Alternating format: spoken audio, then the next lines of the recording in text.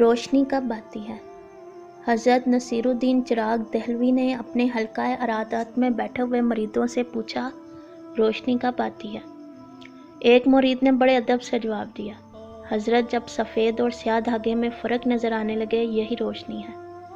دوسرے مرید نے عرض کی، حضور جب دور کے درختوں کو دیکھ کر معلوم ہو جائے کہ بیری کا درخت کون سا ہے اور شیشم کا درخت کون سا، تو سمجھیں یہ روشنی ہے۔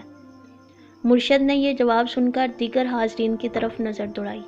کسی اور کے پاس کہنے کو مزید کچھ نہ تھا۔ اس پر مرشد نے ارشاد کیا، جب تم میں سے کوئی ضرورت مند کے چہرے پر اس کی ضرورت پڑ سکے تو جان لو کہ روشنی آ چکی ہے۔